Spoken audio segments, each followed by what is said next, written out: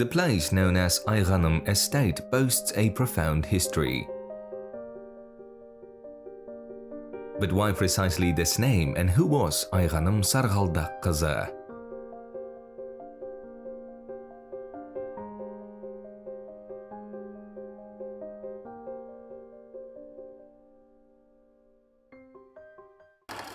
She was a prominent figure among Kazakh women in the 19th century. Aighanym, the daughter of Sarghaldak, the son of the renowned Malim Qazı, who lived in the vicinity of the Yesil River. Moreover, she was the daughter-in-law of the famous Kazakh Khan Ablay and the wife of Wali Khan. Aighanym held the esteemed position of being the grandmother of the scholar, ethnographer, and the first Kazakh-born traveler, Shokan Walikhanov. Coming from an intellectual family, Aighanym grew up educated, visionary, and determined. She was proficient in 6 languages, including Arabic, Persian, Chagatai, and Russian. She also mastered the French language, fashionable among the Russian aristocracy at the time, and had an in-depth knowledge of Eastern history and philosophy. In the collective memory, Shokan's grandmother is remembered as a revered and resolute figure. Aighanym actively participated in all the meetings, and pivotal decisions were only made with her involvement. As known from historical sources, Aighanym was quite straightforward. Before their marriage, to gain her consent in 1805, Wali Khan had to fulfill her condition to establish a separate residence, Otau, at the foot of the Sırımbet mountain, away from the settlement of his senior wife in Kokshetau. Aighanym was the youngest wife of Wali Khan. A witty beauty, she was known for her intelligence. Coming from a noble family, she carried herself with pride and dignity. Thus, she became Wali Khan's beloved wife. Wali Khan endi 58 yaşında olsa Aighanym. Wali Khan was 58 years old when he married the 17-year-old Aighanym as his junior wife. Aighanym's initial condition was the desire to live separately. Hence, they discovered this beautiful location at the foot of the Sırımbet mountain, bordered by Kukşe, Lake Seksen, and Lake Kumdukul. As you can see, the nature of this region is exquisite, featuring trees, forests, and diverse wildlife. It's no wonder they chose this particular area. Yerler koy. Sodan keyin o'sha yerga qo'nishimni avdaram degan so'z qo'y.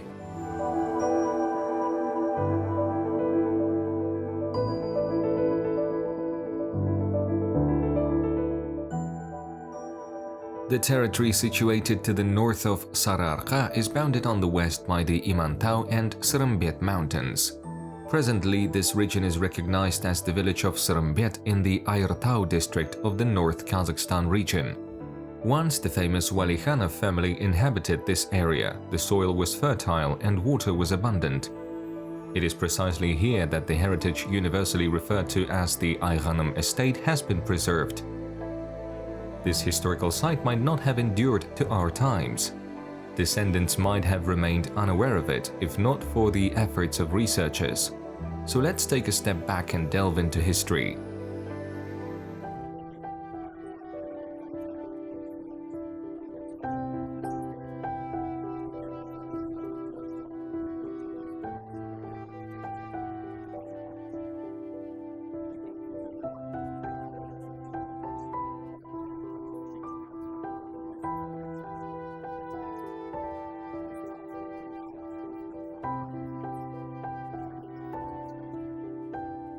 Бұл сол кездегі мына екінші Александрдың бұйрығымен. At that time, by a special order of the Russian Tsar, funds were allocated, craftsmen were enlisted, and this house was built following the model of the Russian nobleman's estate, but with a local touch. Онда үлкен шығыстық колорит бар. Мына жаңа көрдіңіздер өзіңіз мешіт бар. As you can see, there's a mosque and utility buildings here. Sırımbet remained a center even after the dissolution of the Kazakh Khanate. Many Russian travelers visited this place. During that period, Khan's wife Aighanym established the first madrasa here.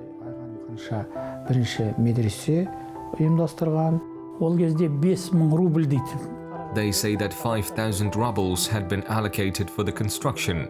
The Cossacks arrived here and built these 5 houses, including this large guest house. In the guest house, there is Shokhan Walikhanov's room, Aighanym's private room, and a dedicated guest room. Another building is the school, madrasa. Aighanym was highly educated, therefore she had a school built here in the first place. The school welcomed not only children of the wealthy families, but also anyone who wanted to study.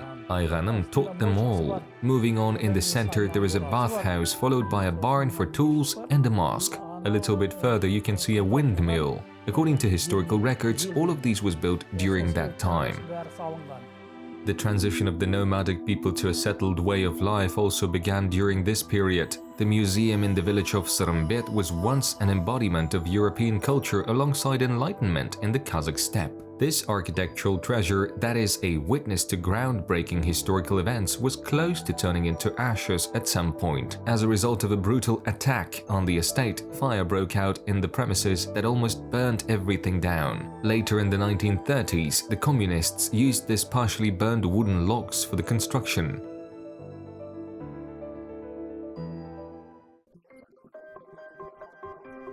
It is believed that Kenyasara Khan's sister Bopai attacked the estate and set it on fire. Subsequently, in the 1930s, when the communists arrived, they saw this estate as a symbol of affluence, therefore they destroyed it. They disassembled the logs and built a club in a neighboring village and an educational facility in Ayartau. Nothing remained here. When we were young, we used to pick berries and cherries in the vicinity. We would walk through this place, not knowing anything about it.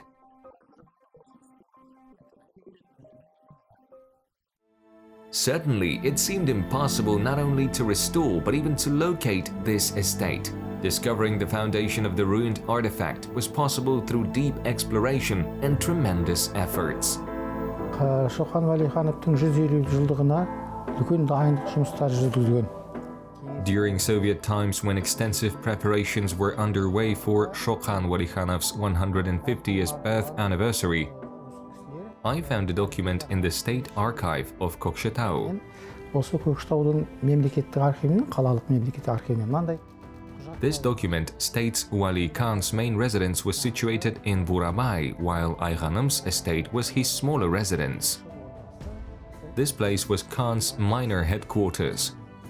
Aighanym мекендеген жер ол ханның кіші ордасы болған жер. This mountain serves as a landmark. Photographs of the mountain and shots of Shokhan Walikhanov were also helpful. Later, archaeologists found the foundation of one house and the foundations of the remaining 4 houses were also discovered. According to the museum staff, significant archaeological excavations took place here in 1980. As a result, the foundations of 5 houses were unearthed. In 1992, each forestry unit was assigned a task of rebuilding these residential structures, and within 1 year, all 5 houses were reconstructed. According to architects, the wall of the buildings in the Aighanym settlement were made of wood 200 to 250 millimeters thick. The original appearance of the settlement has not been preserved. However, during the restoration process, architects relied on archaeological research and historical data. Thus, in the early years of independence, another site was added to the list of historical and cultural monuments. In 1993, following the archaeological excavations, these structures were reconstructed with some relocated and others newly built using modern materials. These are the buildings of the Khan's estate. The Aighanym estate underwent a thorough renovation. The walls of the buildings were worn out and required repair works. Thanks to the restoration efforts, the rich history of this place has been revitalized. Of particular notice are Shokhan Walikhanov's artworks that served as a source of historical information. One painting in particular captured the estate in its original design developed by Shokhan's grandmother. This specific piece played a crucial role in the restoration process. Therefore, despite the passage of centuries, the historical site of Khan's residence in Srembet continues serving as a testimony of a bygone era, telling the tales of our predecessors. However, according to architectural scrutiny, the dimensions and placement of the structure do not precisely align with the sketches Shokan Walikhanov produced in 1853. It is only by drawing insights from certain details in the sketches that one might discern Shokan's intention to portray a new settlement reminiscent of Aighanym's estate. As per the design by the architect duo Turekulovs, a comprehensive structure covering an area exceeding 4,030 square meters has been meticulously restored. This encompasses a guest house, school, mosque, mill, servants' quarters, bathhouse, and auxiliary facilities. It's worth noting that the restoration of Aighanym's estate took place between 2008 and 2010, with further efforts in 2018-2019 to recreate the historical appearance of the settlement.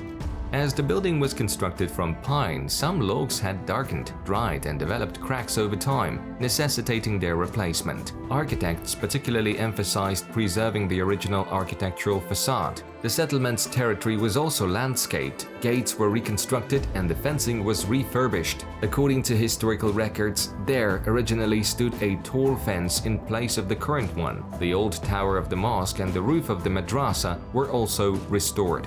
According to architects, only the bathhouse and utility room retained their original appearance. Охота было, чтобы оно как бы первоначальный облик вернуть, но уже We aimed to restore the original appearance, but the wood had already dried and developed cracks. Considering the high foot traffic from tourists, we painted the top layer of the logs black, sanded the upper layers, filled in these cracks, and added new putty between them. слоев, потом забутовку вот этих швов между ними новой пакли на медресе. In the madrasa, we replaced the roof with new shingles because there were leaks. In some areas, we replaced window units that had broken, tilted, and dried out. We conducted restoration work on the entire exterior of the estate, refurbishing the porch and roof. Всего реставрацию привели крыльцо с фасадной стороны, зачистку бревен. During the excavations, they first uncovered a mosque and a residential house. In close proximity to the site, there were also a madrasa, another mosque, utility rooms, and a bathhouse. On November 17, 1993, in honor of Shokan Walikhanov's birth anniversary, the estate of Aighanym, the first woman activist in the history of the Kazakh people, was officially opened. The opening ceremony gained an international level as presidents of Uzbekistan and Kyrgyzstan participated in the historical event, making the grand opening of the museum. This is how the monument of wooden architecture of the 19th century, presenting the historical and cultural value, was revived.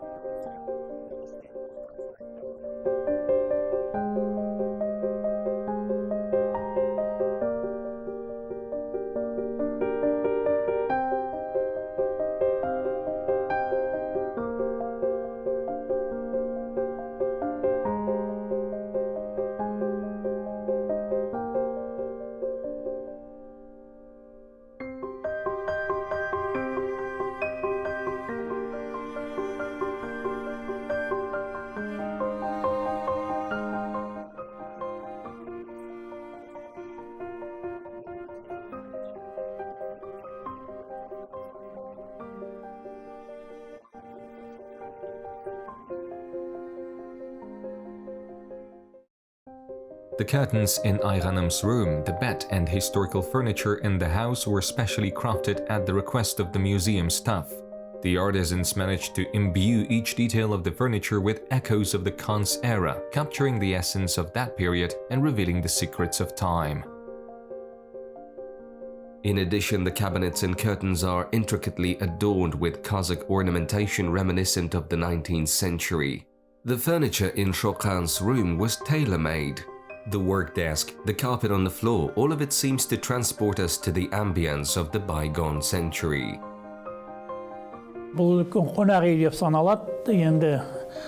This is considered the Grand Guest House. Upon entering, on the right is Shokan Walikhanov's room, featuring a secretary's desk.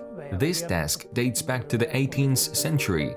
Russian poets Lermontov and Pushkin used similar desks. Next, there is a textile carpet specially crafted for us in honor of Shokan Walikhanov's 150th birth anniversary. produced as a unique piece at Valentina Tereshkova textile factory in Almaty. There is also a small box gifted to us by Shokan Walikhanov's descendant, Shota Walikhanov. Shokan used the box during his travels. Additionally, there are items found during excavations. We believe these could belong to the Walikhanov family, so we have placed them here. Biz sanaymiz olası Valikhanovtardın әулетінің заттары деп, оны да сонда қойып қойғанбыз.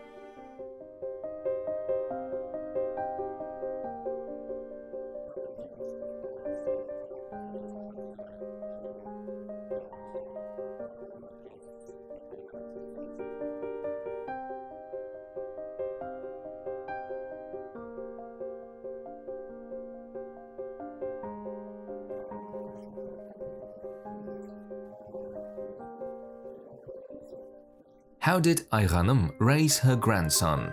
Firstly, she consistently showed deep respect by presenting shapan garments and honorary steeds to distinguished guests who visited their place.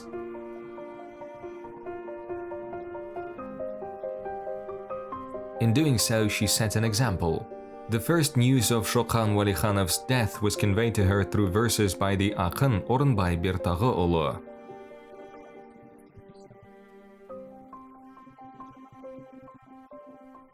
This work has been preserved in the collection 5 Centuries of Kazakh Poetry.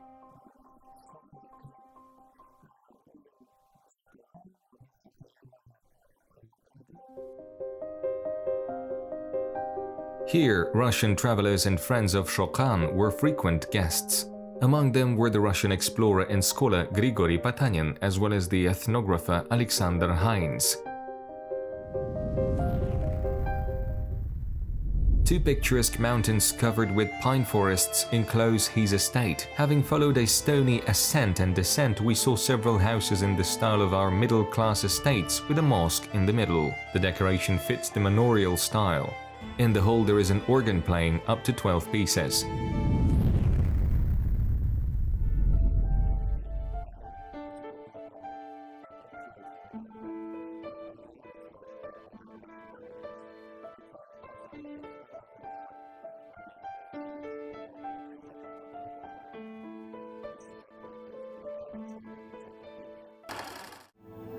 These are the merits of Khan's wife, Aighanym, who was at the forefront of architectural innovations in the Kazakh land of that time.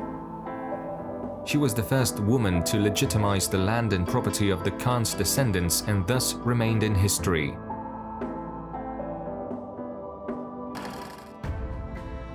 Once a wintering settlement, later an estate, this present-day museum is truly a gem of the Great Steppe.